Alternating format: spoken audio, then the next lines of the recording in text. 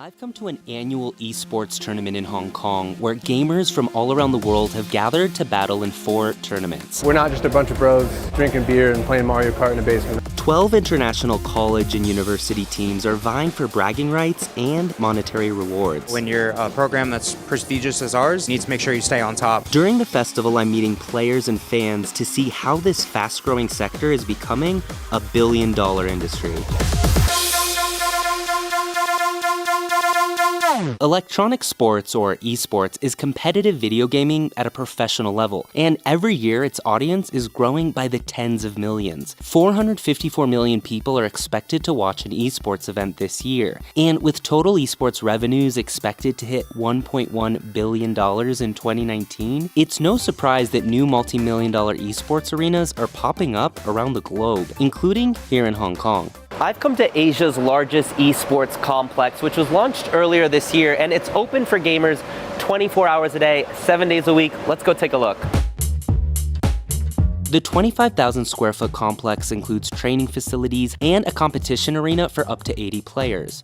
The Cyber Games Arena, which cost $3.8 million to build, is expected to attract 1.2 million visitors annually. That's where I meet Andrew Smith. The competitive gamer has come to Hong Kong with his esports team from Maryville University in St. Louis, Missouri to compete in the International College Cup. He'll be playing League of Legends. It's a multiplayer battle arena game made by Riot Games, which was acquired by Chinese tech giant Tencent. And just like any professional athlete, you need your equipment. I'm kind of a person that will use one thing until it pretty much doesn't work anymore. The essentials are really your headset, your mouse, your keyboard, and pretty much just a mouse pad. Beyond that, you're getting in the extra territory, but those 4 are the real crucial ones. It's not just gaming publishers capitalizing off the esports boom. Companies like Logitech, Dell, and even IKEA are rushing to get a piece of the market. Andrew gives me a crash course in League of Legends. Yeah, so you're not doing very hot right now. They're actually killing you and you're about to die. You can see your health bars getting low. I quickly realized this game is much more complex than the Mario racing games I've been used to. This game has a very, very, very steep learning curve, and that's why it takes thousands of hours. Having just arrived in Asia after a 16-hour journey, Andrew is jet-lagged, yet eager to compete at the upcoming tournament. It's a crazy thing, to say you're going overseas across the world, right, to play video games.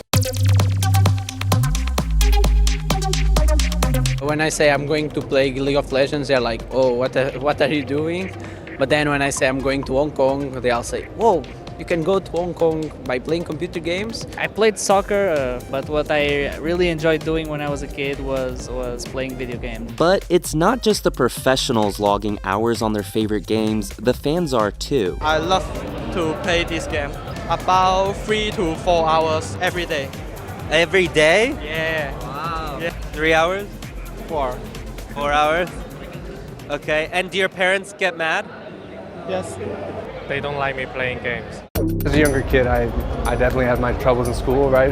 And I spent a lot of time playing video games when I shouldn't have. But for Andrew, playing video games for 10 to 12 hours a day paid off, literally. Andrew received a full scholarship to attend Maryville University, where he joined the school's esports team. It's officially under the university's athletics department. Being a head coach is kind of one of those jobs you never really clock out of. Tanner Deegan is the full-time head coach for the esports team at Maryville. Even when I go home, it's something you're always thinking about. The price you pay, when you have that responsibility, you're kind of never really turning it off. And with game day quickly approaching, the pressure is on. I've come backstage of this weekend's main competition, and as you can see, this is a full-blown event. You have green rooms for the MC, for the commentators, and then you have multiple rooms for the teams where they strategize, give pep talks. Let's go check in and see what they're up to.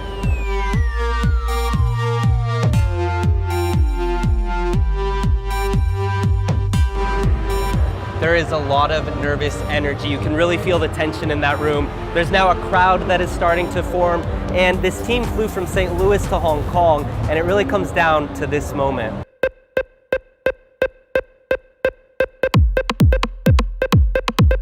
It's something that you have to sacrifice to do, right, if you want to be the best in anything. The competition here is truly global. Maryville is in Hong Kong representing North America. Their first game is against a team from the University of Porto representing the European Union. You just really need to get in the zone. It's a very mental game. When something happens and you can like feel it, you know, you can feel it in the ground. 45 tense minutes later, Andrew and his team beat the team from Portugal. Congratulations, you guys did it. How does it feel?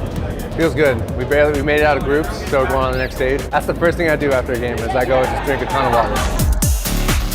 The atmosphere is electric. Tens of thousands of spectators filled the Hong Kong Convention Center over the weekend, and researchers say this is only the beginning. About 454 million people are expected to watch esports this year. That's projected to grow by almost another 200 million in just 3 years. And 57% of esports' biggest enthusiasts are located right here in the Asia-Pacific region. It all roots down to competition. It's not like the game result all the time that matters, it's usually what surrounds it, you know, the passion, the energy. The demand for esports is growing so quickly, industry insiders are worried about a talent shortage. Unlike traditional sports, esports doesn't have a formal pipeline for turning amateurs into professionals. That bottleneck could even slow down the field's explosive growth. But some are seizing the opportunity.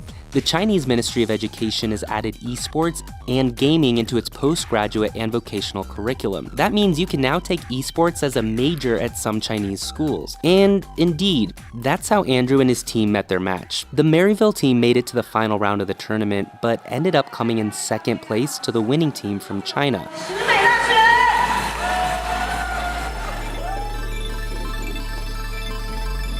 It was a great experience. We got to come out to Hong Kong. We got to play against other schools. It was cool to see that we're second in the world. It was my last game as well. Surprisingly, I don't really feel that yet. And when I go back home and I'm starting like switching up my life and my career, I'll start to think about it. I did this for 7 or 8 years, had my run. Andrew is now becoming an assistant director and coach where he wants to further the popularity of esports around the world, especially in colleges. Think of him as an esports evangelist. I'm one of the very first people to receive a full ride scholarship, I think fully covered for 4 years and graduate. That'd be cool to say, you know, in 20, 30 years, right, that I was one. Kerajaan Pakatan Harapan mengiktiraf potensi tinggi e-sukan dan akan meningkatkan peruntukan sebanyak 20 juta ringgit pada tahun 2020. Kerajaan mengucapkan selamat berjaya kepada pasukan Malaysia dan semoga memenangi sebanyak mungkin pingat emas di Sukan C di Manila pada bulan Disember tahun ini.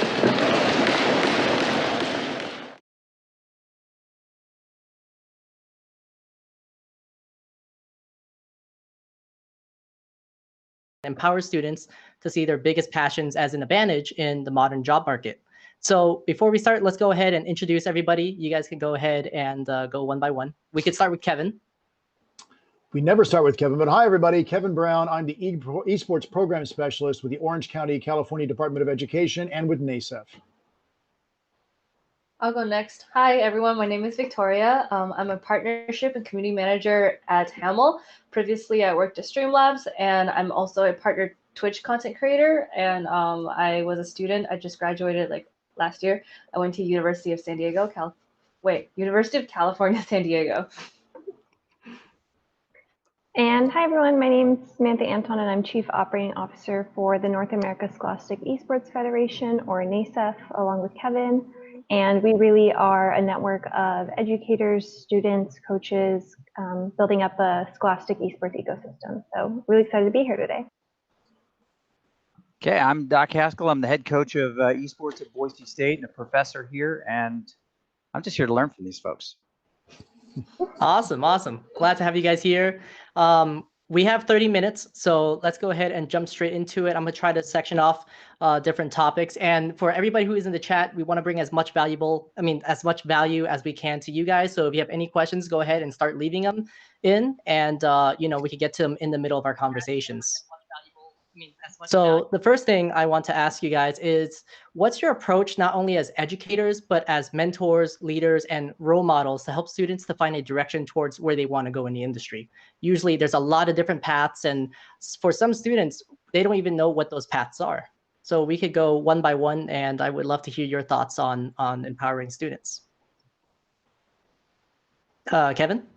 This group is going to be way too polite. Nobody's going to jump up first. So at the risk of sounding like I'm just promoting NASEF, anybody that goes to our website sees this wonderful infographic we have, and it describes this ecosystem of esports. Great place to start. Typically, we think it's all about the thumb monkey in the middle playing a game, but there are 4 or 5 domains, generalities that we've been able to tease out that fall into different kinds of work, 15 or 16 different jobs that run up against any state's career tech education pathways. So for kids who get into gaming in particular, don't find themselves attracted to other classical core courses or traditional sports, but they like what goes on in esports and they see the different working parts, it's great for us to be able to show them that there is an actual career pathway tied to the things about which they're passionate.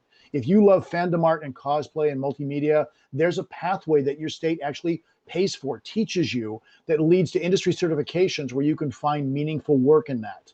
So I'll stop for a second. Sam is nodding. I'll let her pick up.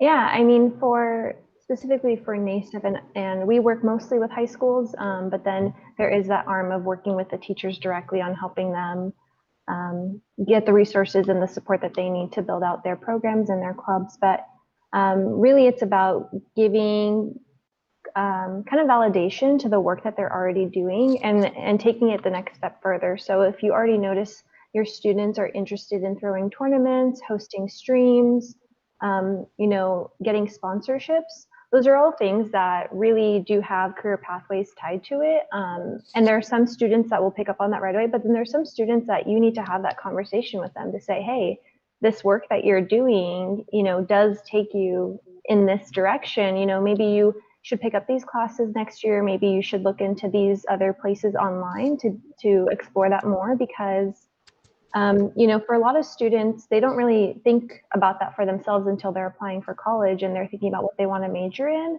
And really, your career pathway journey is something that's going to change from year to year. And so it's about how you take and understand what you like and what you're excelling at and thinking, hey, where can I take this that's going to maybe give me a career that I'm really excited about. Yeah, I wanted to follow up on what Sam is saying, and just like as someone who just went through kind of going through school and then entering the workforce, I think even like for high school students, as someone who just graduated college, like what you decide to end up majoring, you might have to change that as well. So I think instead of kind of molding into a specific person you want to be, you should be true to yourself and kind of let whatever job that fits you chooses you. I think when you think about esports, everyone thinks like, oh, I have to be really, really good at games, and I suck. But there are other qualities that I can contribute to the esports community and to the esports market that are not specifically game related. Going back to what Kevin said about there are multiple routes that you can take. I think even before you even think about that, just kind of think about what you like to do or what makes you happy and what you're good at. Because ultimately, doing things that you're good at will seep into your career and it'll seep into your success and it'll help you find your pathway. And I'll just throw in that empowering students is asking them to do something, not waiting for them to tell you